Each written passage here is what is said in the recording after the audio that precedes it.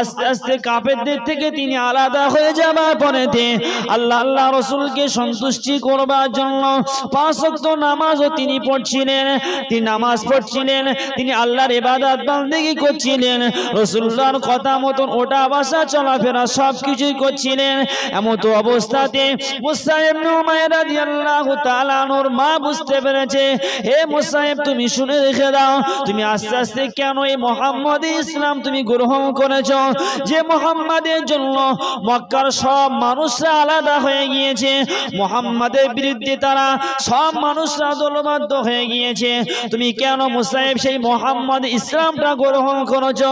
মুসা ইবনে উমাইর রাদিয়াল্লাহু তাআলা আনহু মাকে বললেন, মা তুমি শুনে রেখে দাও, মুসাইব আমি বলছি আমি কোনোদিনের জন্য মুহাম্মাদের ইসলাম থেকে আমি দূরে চলে যাব না।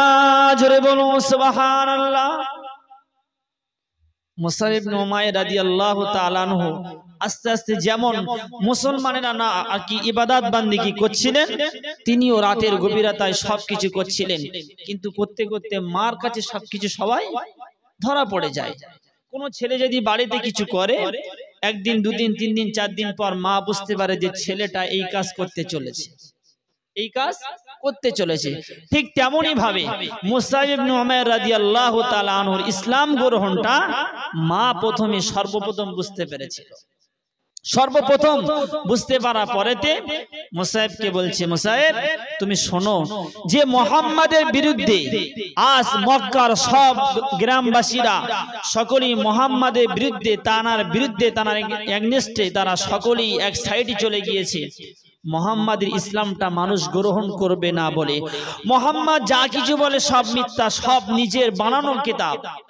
মুসাইব বলছে, মা তুমি শুনে রেখে দাও, আমি মুসাইব ইসলাম গ্রহণ করেছি, আমি রাসূলুল্লাহ থেকে এক পা কোনোদিন পিছিয়ে চলে আসবো না। জোরে বলুন সুবহানাল্লাহ। এই কথা শোনার পরেতে মুসাইবের মা আশ্চর্য হয়ে গিয়েছে। মুসাইবের মা বলছে, মুসাইব তোমাকে আমি বন্দী করে রেখে দেব। 3 মাস বন্দী করার পরেতে মায়ের হৃদয়ে একটা ভালোবাসা চলে এসেছে যে আমি আমার সন্তানকে এরকম ঘরের মধ্যে বন্দী করে রাখবো। মুসাইব খুব কষ্ট পাচ্ছেন যে মুসাইবের অন্তরে রাসূলুল্লাহর ভালোবাসা অটোমেটিক চলে যাচ্ছে। 3 মাস হয়ে যাওয়া পরেতে রাতের গভীরতায় মার একটা ভালোবাসা আসার পরেতে মা মুসাইবকে ছেড়ে দিলেন। 3 মাস পরে আবার যখন মুসাইবের মা মুসাইবকে ছেড়ে দেওয়া পরেতে রাতের গভীরতায় মুসাইব থাকতে পারল না। 3 মাস হয়ে যাওয়া পরেতে রাসূলুল্লাহর মহব্বত অনেক দিন থেকে রাসূলুল্লাহর সাথে মুসাইবকে আর সাক্ষাৎ হচ্ছে না। অনেক দিন পরেতে মুসাইবের মা আবার তিনি খুলে দিলেন। 3 মাস পরেতে রাতের গভীরতায় মুসা ইবনে উমাইর রাদিয়াল্লাহু তাআলা আনহু আস্তে আস্তে আবার রাসূলুল্লাহর কাছে চলে গেলেন। রাসূলুল্লাহর কাছে বললেন, ইয়া রাসূলুল্লাহ, ইয়া হাবিবাল্লাহ, হুজুর আমি ইসলাম গ্রহণ করেছি বলে আমার মা আমাকে এমন করে বন্দী করে রেখেছিল, আমাকে শিকল দিয়ে পরিধান করে রেখেছিল। মুসা ইবনে উমাইর রাদিয়াল্লাহু তাআলা আনহু 3 মাস পরে আবার যখন রাসূলুল্লাহর কাছে চলে যায়, আবার রাসূলুল্লাহ মুসাইবকে আবার দোয়া দিয়ে দেন। আবার মুসা ইবনে উমাইর রাদিয়াল্লাহু তাআলা আনহু আবার বাড়িতে চলে আসলেন। মা বললেন, হে মুসাইব তুমি শুনে রেখে দাও, তোমাকে আমি যেই ছেড়ে দিয়েছি তুমি আবার মুহাম্মাদের কাছে চলে গিয়েছিলে, আমি আবার তোমাকে আবার বন্দী করে রেখে দেব। আবার 3 মাস হয়ে যায়, 6 মাস অতিক্রম হয়ে যাওয়ার পরেতে মুসা ইবনে উমাইর রাদিয়াল্লাহু তাআলা আনহুর মা বললেন, হে মুসাইব তুমি শুনে রেখে দাও, তুমি যদি মুহাম্মদ ইসলামটা যদি না ছেড়ে দাও, মুহাম্মদ ইসলাম যদি না ছেড়ে দাও, তোমার সব ধন সম্পদকে আমি আলাদা করে দেব। এই সব আরবের যত ধন সম্পদ রয়েছে, হে মুসাইব তুমি শুনে রেখে দাও, মুহাম্মাদের যদি তুমি না ছেড়ে দাও সব কিছু তোমাকে আলাদা করে দেব। মুসাইব বলছে, মা তুমি শুনে রেখে দাও, আমার কোনো ধন সম্পদের প্রয়োজন নেই, আমি আল্লাহ রাসূলকে মেনে নিয়েছি, সব ধন সম্পদকে আমি ছেড়ে দিয়েছি। জোরে বলুন সুবহানাল্লাহ। বলছে, মা তুমি যদি সব ধন সম্পদকে আলাদা করে দাও, তারপরেও আমি মুসাইব বলছি রাসূলুল্লাহর ভালোবাসা, রাসূলুল্লাহর যে ইসলামটা আল্লাহ দিয়েছেন ওই ইসলাম আমার ভালো লেগে গিয়েছে। আমি সমস্ত ধন সম্পদের থেকে রাসূলুল্লাহর মহব্বত ভালোবাসাটা আমার কাছে বেশি একটু তৃপ্তি পেয়ে গিয়েছে। জোরে বলুন সুবহানাল্লাহ। সব ধন সম্পদ তুমি আমার কাছে নিয়ে নাও, তারপরে তো আমি মুসাইব রাসূলুল্লাহর কাছ থেকে চলে আসব না, রাসূলুল্লাহর কাছ থেকে আমি চলে আসব না। এমত অবস্থাতে রাসূলুল্লাহ আস্তে আস্তে মদিনায় চলে আসলেন। মদিনায় চলে আসলেন, মুসাইবের সাথে আর রাসূলুল্লাহ সাক্ষাৎ হচ্ছে না, আর রাসূলুল্লাহর আর সাক্ষাৎ হচ্ছে না। মুসাইব ইবনে উমাইর রাদিয়াল্লাহু তাআলা আনহুর খুব কষ্ট হচ্ছে, খুব কষ্ট হচ্ছে। রাসূলকে দেখতে পাচ্ছে না, অনেক দিন হয়ে গিয়েছে। অনেক দিন হয়ে যাওয়ার পরেতে মা বারবার মুসাইবকে বলছে, মুসাইব তুমি রাসূলকে ছেড়ে দাও, তুমি রাসূলুল্লাহর ইসলামটাকে ছেড়ে দাও, মুহাম্মাদের ইসলাম ছেড়ে দাও। অনেক কষ্ট করার পরেতে মুসাইব কোনো দিনের জন্য রাজি হচ্ছে না যে আমি ইসলাম ছেড়ে দেব। তারপরে তিনি ইচ্ছা করছেন যে আমি রাসূলুল্লাহর কাছে চলে যাব। অনেক দিন হয়ে যাবার পরে ইচ্ছা করছেন যে আমি রাসূলুল্লাহর সাথে একটু সাক্ষাৎ করব। আমার অন্তরটা ফেটে যাচ্ছে, আমার অন্তরটা ফেটে যাচ্ছে রাসূলুল্লাহর মহব্বতে। রাসূলুল্লাহকে আমি অনেক দিন দেখছি না। আমার অন্তর, আমার বডিটা হয়তো মক্কায় রয়েছে, কিন্তু আমার অন্তরটা সর্বদা রাসূলুল্লাহর কাছে পড়ে রয়েছে। জোরে বলুন সুবহানাল্লাহ। মুসাইব ইবনে উমাইর রাদিয়াল্লাহু তাআলা আনহু তার মা বললেন, হে মুসাইব তুমি শুনে রেখে দাও, তুমি সব কিছু ছেড়ে রেখে দিয়ে তুমি চলে যাও। মুসাইব ইবনে উমাইর রাদিয়াল্লাহু তাআলা আনহু তিনি চলে আসতে শুরু করলেন, রাসূলুল্লাহর সাথে সাক্ষাৎ করবেন। রাসূলুল্লাহ সাল্লাল্লাহু আলাইহি ওয়াসাল্লাম তিনি মক্কা থেকে মদিনা হিজরত করে চলে আসলেন, কিন্তু এই সংবাদটা মুসাইবের কাছে যায়নি। রাসূলুল্লাহ হিজরত করে চলে আসলেন, কিন্তু পরে আবার শুনেছিলেন। মুসাইব ইবনে উমাইর সংবাদ শোনার পরে তিনি আস্তে আস্তে রাসূলুল্লাহ কাছে আসবে বলেছিলেন। মুসাইব ইবনে উমাইর রাদিয়াল্লাহু তাআলা আনহু গায়ে একটা পরিধানের পোশাক ছিল। মা বলছে, মুসাইব তুমি শুনে রেখে দাও, তোমার গায়ে যে পোশাকটা রয়েছে এই পোশাকটা তো আমার টাকা দিয়ে তুমি কিনেছিলে, তুমি আজকে সব কিছু ছেড়ে চলে যাচ্ছ। মুসাইব তুমি শুনে রেখে দাও যে রাসূলুল্লাহর কাছে তুমি চলে যাচ্ছ, আমার দেওয়া যে টাকা পয়সা নিয়ে তুমি তোমার গায়ে যে পরিধানের কাপড়টা তোমার গায়ে রয়েছে তুমি সেটাও আমার কাছে খুলে রেখে দিয়ে চলে যাও। রাতের গভীর রাতে মুসাইব ইবনে উমাইর রাদিয়াল্লাহু তাআলা আনহু সবকিছু খুলে দিয়ে উলঙ্গ অবস্থায় মুসাইব মক্কা থেকে মদিনায় চলে আসতে শুরু করলেন। একটা জায়গায় গিয়ে তিনি গায়ে এক জায়গায় গিয়ে তিনি একটা কাপড় তিনি পাননি, একটা গাছ ছিল, সেই গাছটা সুন্দর করে তিনি জড়িয়ে নিয়েছেন। মুসাইব ইবনে উমাইর রাদিয়াল্লাহু তাআলা আনহু রাসূলুল্লাহর কাছে আসার জন্য হিজরত করে চলে আসলেন। মা গায়ের বস্ত্র সব কিছু খুলে নিয়েছে, তারপরে তো মুসা ইসলাম থেকে দূরে চলে যায়নি। মুসাইব ইবনে উমাইর রাদিয়াল্লাহু তাআলা আনহু আস্তে আস্তে গভীর রাতে অনেক দিন হাঁটতে রাসূলুল্লাহর কাছে চলে আসেন। রাসূলুল্লাহর কাছে চলে আসার পরেতে উলঙ্গ অবস্থায় যখন তিনি এসেছেন, রাসূল বলছে, হে মুসাইব তোমার এই অবস্থা কেন, তুমি বলো। মুসাইব বললেন, ইয়া রাসূলুল্লাহ, ইয়া হাবিবাল্লাহ, হুজুর আমি ইসলাম গ্রহণ করেছি বলে আমার মা আমার গায়ে থেকে উলঙ্গ করে নিয়েছে কাপড়টা। মুসাইব ইবনে উমাইরকে রাসূলুল্লাহ দেখে অজানায় কাঁদছে, বলছেন, হে মুসাইব তুমি তো আরব দেশের সবথেকে সম্ভ্রান্ত পরিবারের মানুষ, তুমি যদি আজকে সকালবেলা একটা দামি কাপড় তুমি যদি পরিধান করতে, সন্ধ্যাবেলায় তুমি সেই কাপড় আর পরিধান করতেন না। রাসূলুল্লাহ বললেন, হে মুসাইব তোমার জন্য আমি দোয়া করি, জান্নাতের মধ্যে আল্লাহ তাআলা তোমার জন্য পোশাকের জন্য ব্যবস্থা করে রেখেছেন। জোরে বলো সুবহানাল্লাহ। ইসলাম গ্রহণ করেছে বলে মা গায়ের কাপড়টাও খুলে নিয়েছে, মা গায়ের কাপড়টাও খুলে নিয়েছে। তারপরেও রাসূলুল্লাহর উপর থেকে ইসলাম মুসাইব 1 ইঞ্চিও কমে যায়নি। জোরে বলুন সুবহানাল্লাহ। 1 ইঞ্চিও কমে যায়নি।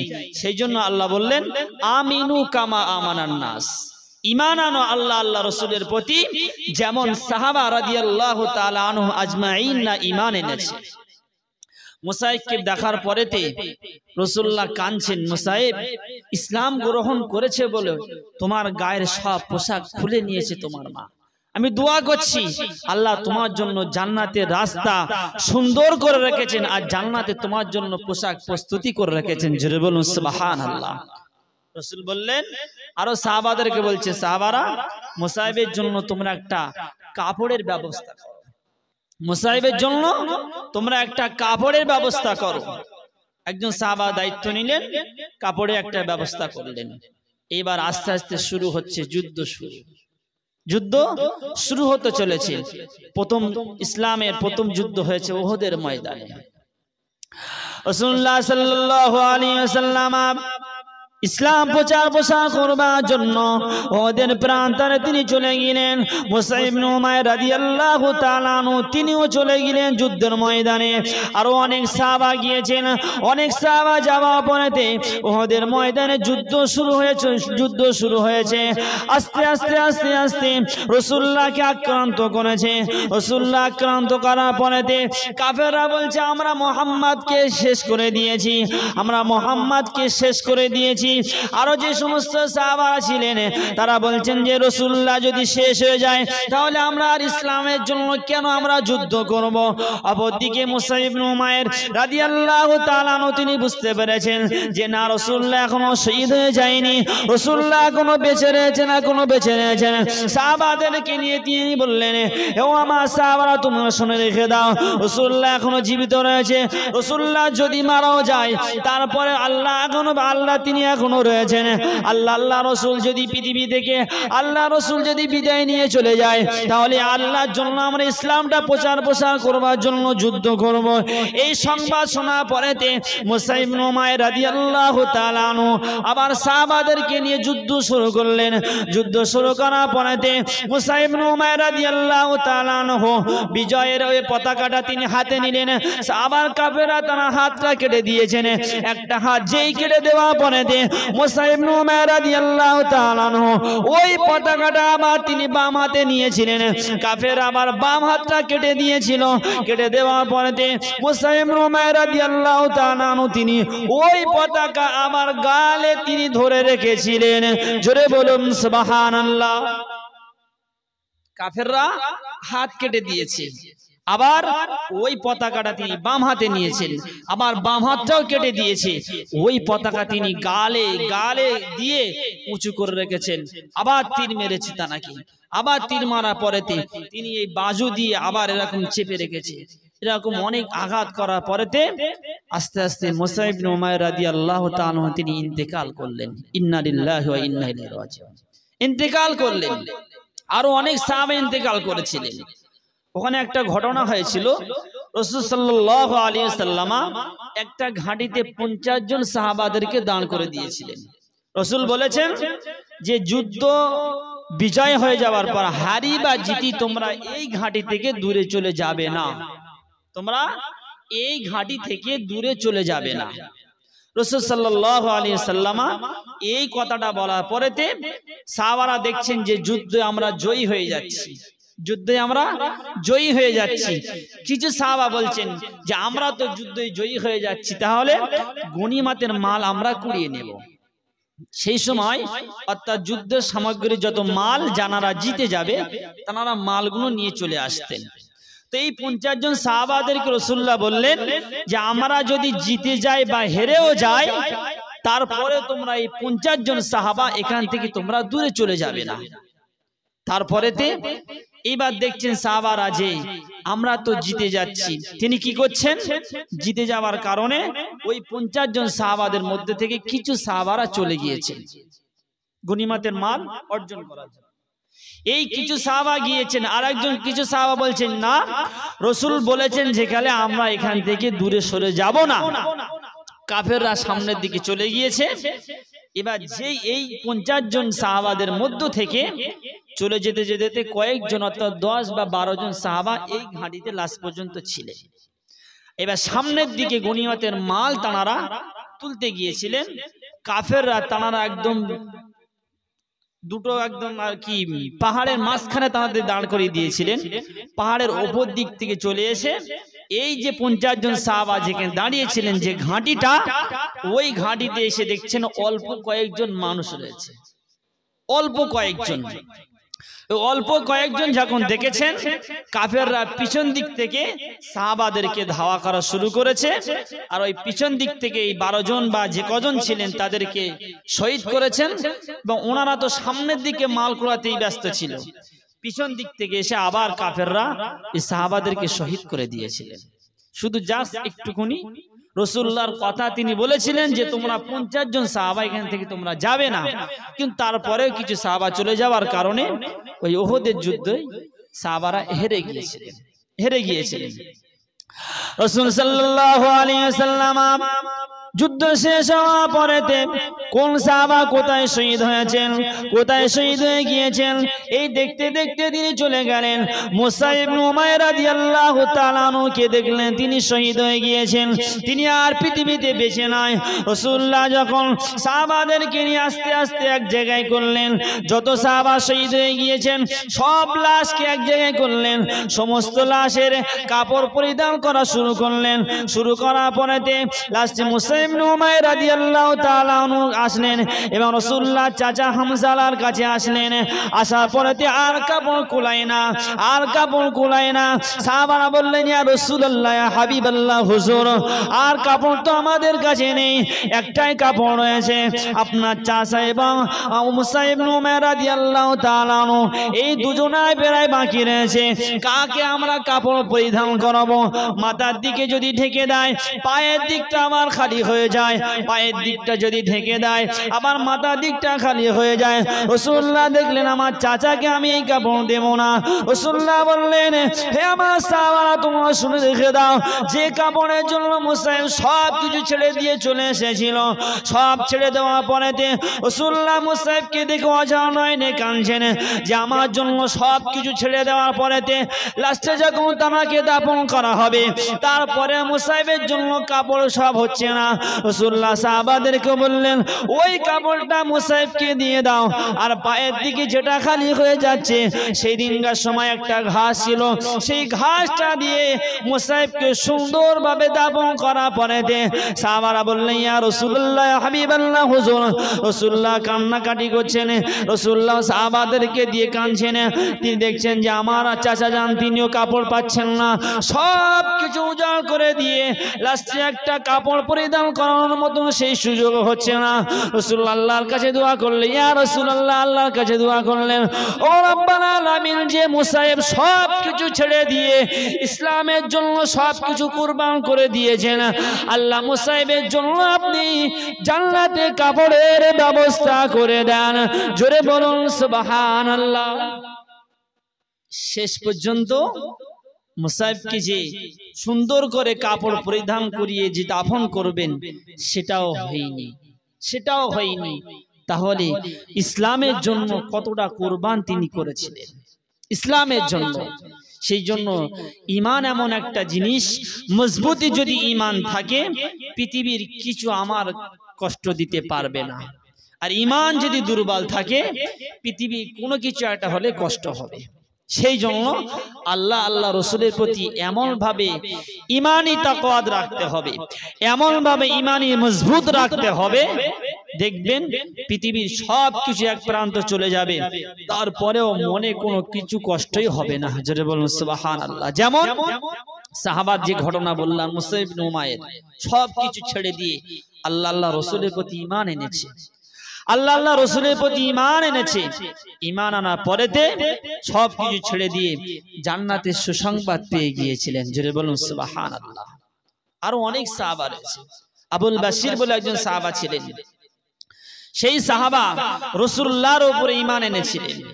ঈমান আনার পরেতে বাপ সেই তার ছেলেকে অর্থাৎ আবুল বাশিরকে সেই ইসলাম থেকে দূরে নিয়ে চলে যাবে বলে তিনি ইচ্ছা করছেন।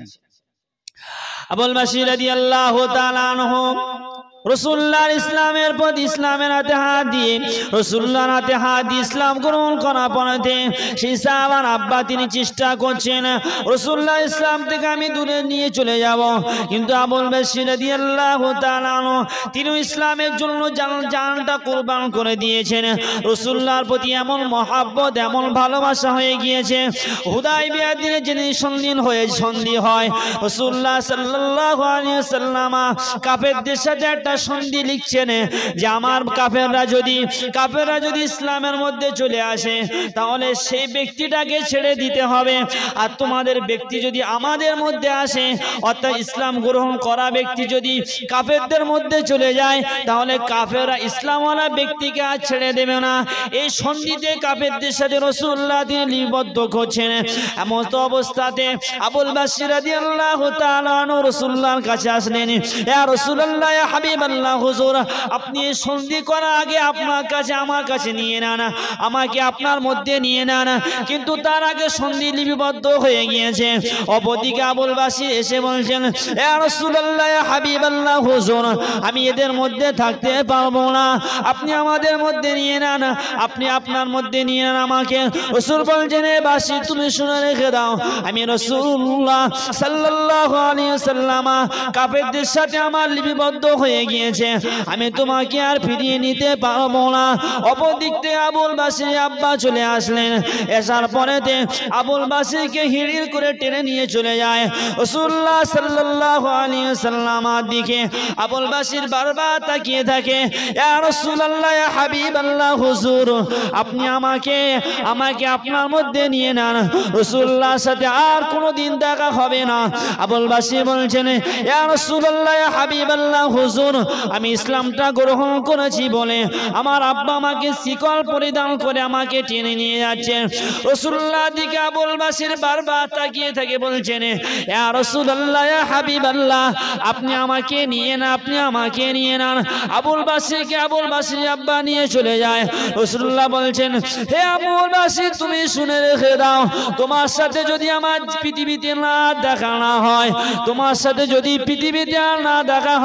আমি রাসূলুল্লাহ বলছি কিয়ামতের দিনে জান্নাতে আমার সাথে তোমার সঙ্গে দেখা হয়ে যাবে। জোরে বলুন সুবহানাল্লাহ। কত কষ্ট তিনি করেছেন, সন্ধি করছেন যে কাফেররা সন্ধি বলছেন যে ইয়া রাসূলুল্লাহ, আমাদের কাফেররা কোনো কাফের যদি আপনার মধ্যে চলে যায় তাহলে আমাদেরকে ফিরিয়ে দিতে হবে, আর ইসলামওয়ালা ব্যক্তি যদি আমাদের কাফেরদের মধ্যে চলে আসে তাহলে আমরা আর ফিরিয়ে দেব না। সময় আবুল বাসির ছুটে আসছেন, বলছেন, ইয়া রাসূলুল্লাহ, আপনি এই লিপিবদ্ধ করার আগে আমাকে আপনি আপনাদের মধ্যে নিয়ে নেন, কিন্তু তার আগে লিপিবদ্ধ করা হয়ে গিয়েছে, সন্ধি হয়ে গিয়েছে। তারপরে আবুল বাসির আব্বা পিছন থেকে এসে আবুল বাসিরকে একদম সুন্দর করে ছেকল করে বেঁধেছে। ছেকলে যেমন গাড়িতে যদি পিছনে কিছু একটা বেঁধে যদি আস্তে আস্তে গাড়ি নিয়ে যায় তাহলে কেমন হয়, গা একদম ছিলে গিয়েছে। তখনকার সময় কাঁকড় ছিল রাস্তায়, এরকম রাস্তা ছিল না। তো আবুল বাসির বারবার রাসূলুল্লাহর দিকে তাকাচ্ছেন, ইয়া রাসূলুল্লাহ ইয়া হাবিবাল্লাহ হুজুর, আপনি আমাকে নিয়ে নেন, কিন্তু সন্ধি হয়ে যাওয়ার কারণে আবুল বাসির আব্বা আবুল বাসিরকে হিড়ির করে টেনে নিয়ে চলে যাচ্ছে, গা দিয়ে একদম রক্ত ঝরঝর করে পড়ে যাচ্ছে। গা এমন কোনো জায়গা ছিল না যে একটু চামড়া রয়েছে, এমন কোনো জায়গা ছিল না যে সেখানে চামড়া একটু আছে যে সেই জায়গাটা হাত দেবে। রাসূলুল্লাহ আবু বাসিরকে লক্ষ্য করে বলছেন, আবু বাসির, যদি পৃথিবীতে তোমার সাথে আর না দেখা হয় তাহলে আমি রাসূল সাক্ষী দিচ্ছি কিয়ামতের দিনে